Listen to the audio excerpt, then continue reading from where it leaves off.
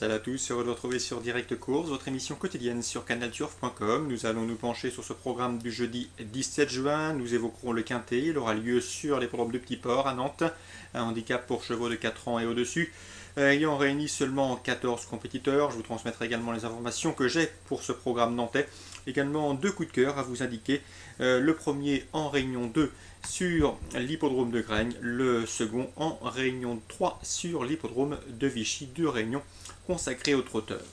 On commence par le quintet, je vous le disais, seulement 14 compétiteurs au départ, et je vous indiquerai surtout deux outsiders dans cette épreuve, des chevaux qui ne figurent pas parmi la liste des premiers favoris, deux chevaux spéculatifs, deux coups de poker.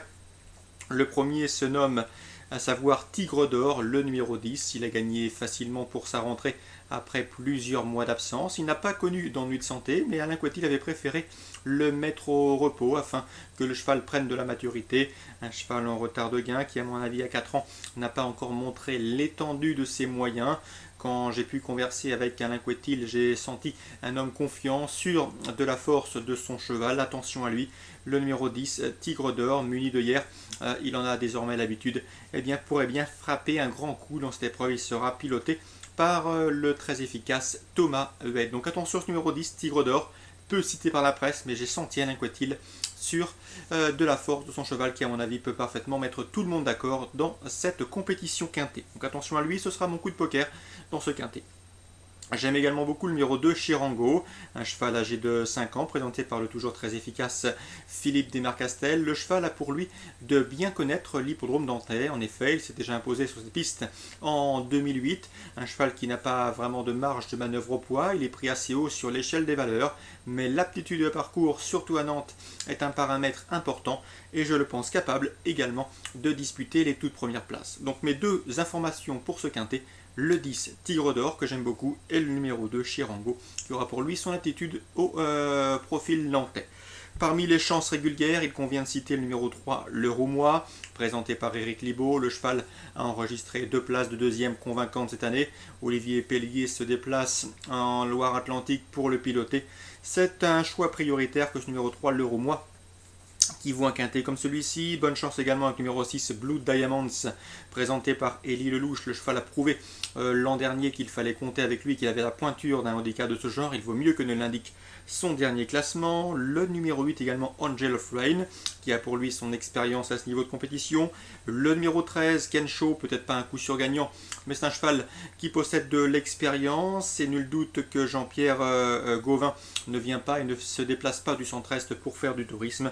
Et je rajouterai dans cette épreuve numéro 4, Kingzing, qui reste sur un brillant succès. Les conditions de course et les paramètres sont moins avantageux pour lui, mais la forme est sûre et dans ces conditions, il convient de s'en méfier. Donc, derrière le 10 et le 2, mes deux coups de poker, je vous conseille le 3, le 6, le 8, le 13 et le numéro 4. Concernant le numéro 12, Libor, j'ai pu m'entretenir avec son mentor Claude Lelay, toujours très sympathique. Eh bien, sachez qu'il m'a confié que sa jument était meilleure sur les pistes assouplies. Il faudra donc surveiller la météo avec elle. Sachez aussi qu'elle n'a plus vraiment le choix des engagements. Cela dit, elle se plaît à Nantes, elle aura surtout ça pour elle. Donc 10, 2, 3, 6, 8, 13 et 4 et le 12, on surveillera la météo, il lui faut de la pluie. Concernant ce même programme nantais, réunion 1 en ce jeudi, eh bien sachez qu'Alain Coutil présente le 301 Empire le Vent, un cheval en tenue en haute estime, qui pouvait courir le prix du Lys à un groupe en région parisienne. Alain Coutil a préféré opter pour son engagement plus facile, une liste Loïs. Le cheval est invaincu en 3 sorties publiques, rien ne s'oppose à une confirmation. Selon moi, il ne devrait pas être battu. Seule une course sans train pourrait l'empêcher de mener sa tâche à bien. Il pourrait être battu sur un sprint éventuellement, mais a priori, si la course est suffisamment sélective, il doit pouvoir s'imposer. Petite note dans cette épreuve sur le 5, Marchetti. Grégoire Linders m'a confié qu'il serait déçu de ne pas voir son cheval bien se comporter. Le cheval a bien travaillé à la maison. Donc 301 Empire le Vent pour la victoire, le 305 Marchetti pour lui associer en jumelé. Également une information concernant Éric Leray. Vous le savez, lors d'une récente interview, j'avais pu m'entretenir avec cet entraîneur qui avait qui s'était déplacé lors d'une récente réunion PMU pour s'imposer avec Royal Dark. Il nous avait tout simplement indiqué que c'était un penalty. Le penalty avait été transformé. Ce Royal Dark possède de la marge, surtout dans cette catégorie des chevaux autres que pour 100. Le cheval doit une nouvelle fois rendre du poids à tous ses adversaires du jour, mais je pense qu'il en a largement la pointure et les moyens. Il sera piloté par un jockey qui le connaît parfaitement bien. Le 401, Royal Dark, a priori un cheval sur lequel également on peut compter et s'appuyer. Dans cette épreuve, je lui associerai le 463, Roseau de Loire. Là aussi, j'avais pu m'entretenir avec Eric Vagne lors d'une récente interview. L'interview était disponible dans la rubrique Canal Turf Radio. Cela s'était bien passé puisque Roseau de Loire avait terminé deuxième. Ces deux chevaux, à mon avis, devraient pouvoir confirmer. Donc petite préférence pour le 401 Royal Dark au regard de ses titres et de sa qualité intrinsèque. Mais le 403 Roseau de Loire pourrait bien terminer deuxième ou troisième, à en croire les propos d'Éric Vagne.